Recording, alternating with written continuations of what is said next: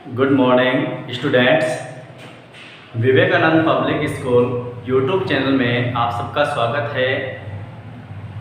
हिंदी में पहले हम संज्ञा पढ़ रहे थे। संज्ञा की हमने परिभाषा देखी, संज्ञा कितने प्रकार की होती है उसके बारे में पढ़ा, और आज हम सर्वनाम के बारे में पढ़ेंगे। ठीक है, तो सर्वनाम को हम इंग्लिश में प्रोनाउन के नाम से जानते हैं। तो देखिए, सबसे पहले सर्वनाम किसे कहते हैं। पहला क्वेश्चन हमारा क्या बनता है, सर्वनाम किसे कहते हैं। तो सबसे पहले इसकी परिभाषा देखिए। सर्वनाम की परिभाषा है वे शब्द जिनका प्रयोग संज्ञा शब्दों के स्थान पर किया जाता है। किसके स्थान पर किया जाता है? संज्ञा शब्द के स्थान पर किया जाता है। वो क्या कहलाती हैं? सर्वनाम शब्द कहलाते हैं। क्या कहलाते हैं? सर्वनाम शब्द कहलाते हैं। क्या कहलाते हैं? सर्वनाम कहलाते हैं। तो देखिए, एक बार हम और देख लेते हैं। वे शब्द जिनका प्रयोग संज्ञा शब्दों के स्थान पर किया जाता है वे सर्वनाम कहलाते हैं। तो हम एक परिभाषा ये भी दे सकते हैं कि संज्ञा के स्थान पर काम आने वाले शब्दों को हम क्या कहते हैं? सर्वनाम कहते हैं। क्या कहते हैं? सर्वनाम कहते हैं। जैसे मैं, तुम, तुम्हारा, हमारा, मेरा, यह, वह, वे सब इत्यादि। ठीक है ना। तो देखिए, सर्वनाम के प्रकार, मतलब जिस प्रकार हमने देखा कि संज्ञा कितने प्रकार की होती है, ठीक है ना, उसी तरह अभय सर्वनाम कितने प्रकार के होते हैं। तो सर्वनाम के प्रकार देखिए, सर्वनाम 7 प्रकार के होते हैं। कितने प्रकार के होते हैं? 7 प्रकार के होते हैं। तो प्रश्न क्या बनता है अपना, सर्वनाम कितने प्रकार के होते हैं? तो उसका आंसर हम क्या देंगे? सर्वनाम 7 प्रकार के होते हैं। तो देखिए, और 7 प्रकार के कौन कौन से हैं उनमें देखिए, सबसे पहले हमारे पास आता है पुरुषवाचक सर्वनाम। कौन सा आता है? पुरुषवाचक सर्वनाम। दूसरा है निश्चयवाचक सर्वनाम। दूसरे नंबर क्या है? निश्चयवाचक सर्वनाम। नंबर 3 पर आ रहा है अनिश्चयवाचक सर्वनाम। नंबर 4 पे आ रहा है संबंधवाचक सर्वनाम। नंबर 5 पे आ रहा है प्रश्नवाचक सर्वनाम। नंबर 6 पे आ रहा है निजवाचक सर्वनाम। और नंबर 7 के ऊपर आ रहा है संकेतवाचक सर्वनाम। तो यहाँ पर है सर्वनाम के कितने भेद हो गए? 7 भेद हो गए। ठीक है ना। तो पहला है पुरुषवाचक सर्वनाम, दूसरा है निश्चयवाचक सर्वनाम, तीसरा है अनिश्चयवाचक सर्वनाम, चौथा है हमारे पास संबंधवाचक सर्वनाम, पांचवा है प्रश्नवाचक सर्वनाम, और छठा है निजवाचक सर्वनाम, और सातवां है संकेतवाचक सर्वनाम। ठीक है। तो बेटा अब देखिए, पुरुष जो सर्वनाम के प्रकार हैं उनमें सबसे पहले नाम आया अपने पुरुषवाचक सर्वनाम। अब पुरुषवाचक सर्वनाम किसे कहते हैं, फिर एक क्वेश्चन हमारे सामने है। तो पुरुषवाचक सर्वनाम के बारे में जब तक हम नहीं जानेंगे तब तक हम पुरुषवाचक सर्वनाम को नहीं पहचान सकते कि ये कि वाक्य के अंदर कौन सा सर्वनाम है। ठीक है। तो पुरुषवाचक सर्वनाम के अंतर्गत सबसे पहले देखिए इसकी परिभाषा, जिन सर्वनाम शब्दों से किसी व्यक्ति के होने का बोध होता हो उन्हें पुरुषवाचक सर्वनाम कहते हैं। क्या किसको कहते हैं? जिन सर्वनाम शब्दों से, मतलब सर्वनाम कोई वाक्य आएगा उसके अंदर किसी व्यक्ति का नाम आएगा या फिर किसी संज्ञा शब्द का नाम आएगा, या संज्ञा के स्थान पर काम आने वाला कोई शब्द ऐसा होगा, वह, तू, मैं, मेरा, हमारा, जो ये शब्द आ जाए तो इससे क्या प्रतीत होता है कि वहां पर किसी व्यक्ति के होने का बोध होता है। तो वो क्या कहलाएगा? हमारा पुरुषवाचक सर्वनाम कहलाता है। ठीक है ना। तो सबसे पहले पुरुषवाचक सर्वनाम के भेद हम यहाँ पर देखते हैं कि पुरुषवाचक सर्वनाम कितने प्रकार के होते हैं। तो पुरुषवाचक सर्वनाम हमारे सामने 3 प्रकार के होते हैं। पुरुषवाचक सर्वनाम कितने प्रकार के होते हैं? पुरुषवाचक सर्वनाम 3 प्रकार के होते हैं। सबसे पहला होता है उत्तम पुरुष। सबसे पहला कौन सा होता है? उत्तम पुरुष।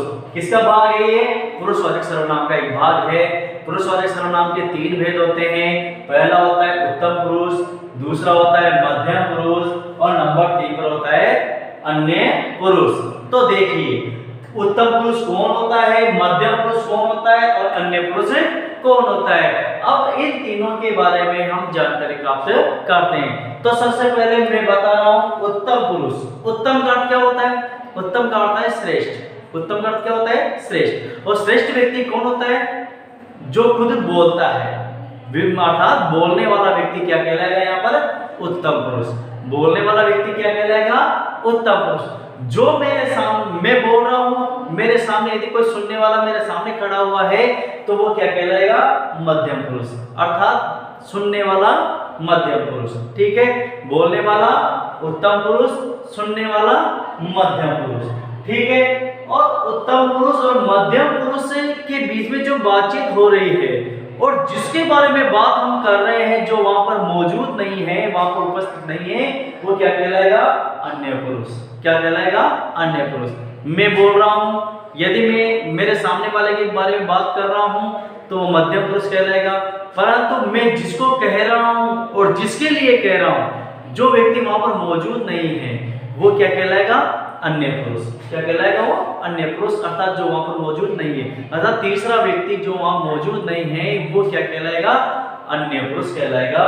बोलने वाला उत्तम पुरुष कहलाता है, सुनने वाला मध्यम पुरुष कहलाता है, और जिसके बारे में बात की जा रही है, जो वहां पर नहीं है, वहां पर उपस्थित नहीं है, वो अन्य पुरुष कहलाता है। क्या कहलाता है?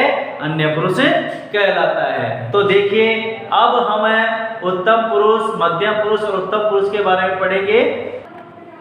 तो अब देखिए, अब हम उत्तम पुरुष, मध्यम पुरुष और अन्य पुरुष, इनके बारे में जानकारी प्राप्त करते हैं। तो सबसे पहले उत्तम पुरुष। उत्तम पुरुष है, उत्तम पुरुष किसे कहते हैं? उत्तम पुरुष कहते हैं कि जिस सर्वनाम शब्द का प्रयोग बोलने वाला व्यक्ति अपने लिए करता है, उसे उत्तम पुरुष कहते हैं। जिन सर्वनाम शब्दों का प्रयोग बोलने वाला व्यक्ति, जैसे मैं हूं, मैं अपने लिए किन किन शब्दों का प्रयोग करूंगा तो मैं क्या कहलाऊंगा? उत्तम पुरुष। ठीक है, और मैं सुनने वाले व्यक्ति के लिए जिन जिन सर्वनाम शब्दों का प्रयोग करूंगा वो क्या कहलाएगा? मध्यम पुरुष।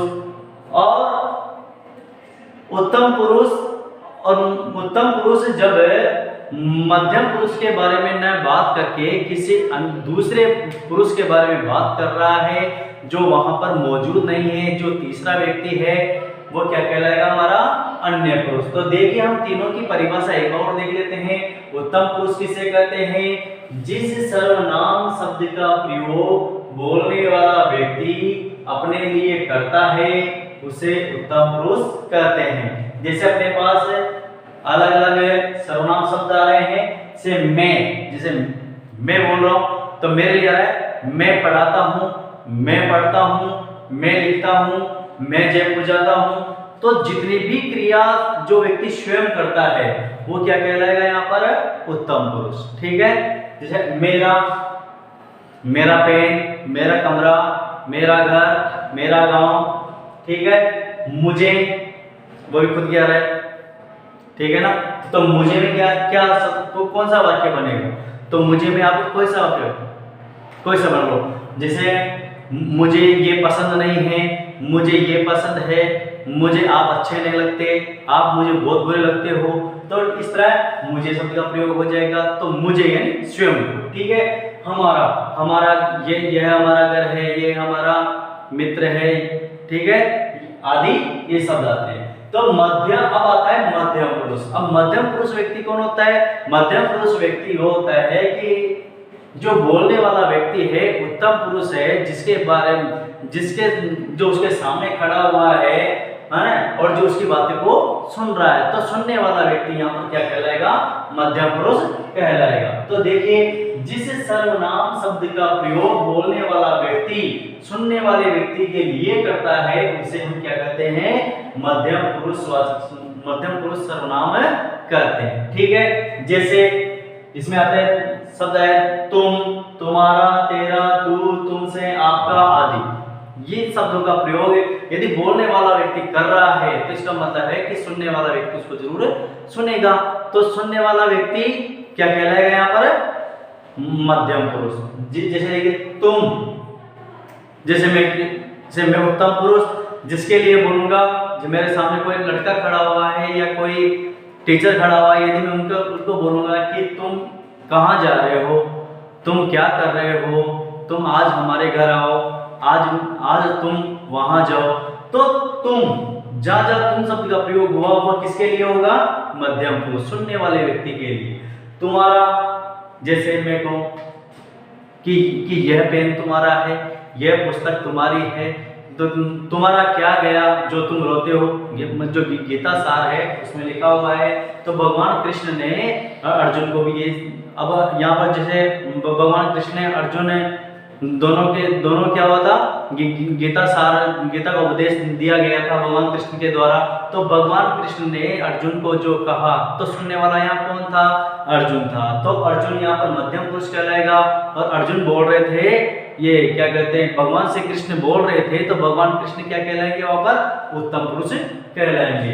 तो यहाँ पर जैसे मैं बोल रहा हूँ तो उत्तम पुरुष, और जिसके लिए बोल रहा हूँ सुनने वाला जो व्यक्ति है वो हमारा मध्यम पुरुष कहलाएगा। तो तुम, तुम्हारा, तेरा, तू, तुमसे, आपका, जैसे कि मतलब कोई शादी वगैरह होती है तो उसमें आपका स्वागत है, आपका वेलकम है, तो ऐसे शब्द हम उपयोग कर सकते हैं। ठीक है। तो अन्य पुरुष में देखिए, अन्य पुरुष में आता है कि वे सर्वनाम शब्द जिनका प्रयोग बोलने या सुनने वाले व्यक्ति के अलावा तीसरे व्यक्ति के लिए करते हैं जो वहां उपस्थित न हो, उन्हें हम क्या कहते हैं? पुरुष, अन्य पुरुष सर्वनाम कहते हैं। तो देखिए दोनों व्यक्ति वहां मौजूद हैं, उत्तम पुरुष भी है यानी बोलने वाला भी है, और जो सामने खड़ा हुआ है सुन रहा है वो मध्यम पुरुष भी वहां पर खड़ा हुआ है। परंतु बोलने वाला व्यक्ति और सुनने वाला व्यक्ति, जिस व्यक्ति के बारे में बात कर रहे हैं, जो वहां पर मौजूद नहीं, उन दोनों के बीच में मौजूद नहीं है, तो वो तीसरा व्यक्ति कहलाएगा।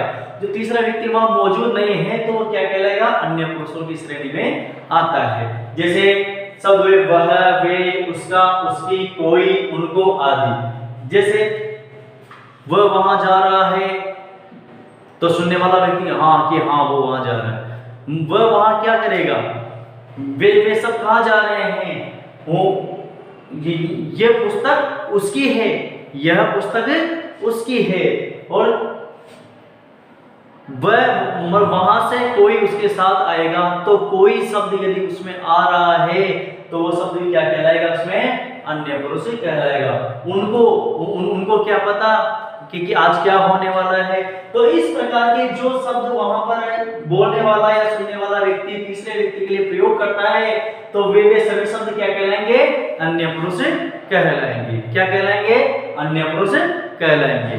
तो ये था हमारा सर्वनाम। तो सर्वनाम में आज हमने जो पढ़ा उसको आप अच्छे तरीके से रीड करेंगे, लर्न करेंगे। Okay, tata, bye bye.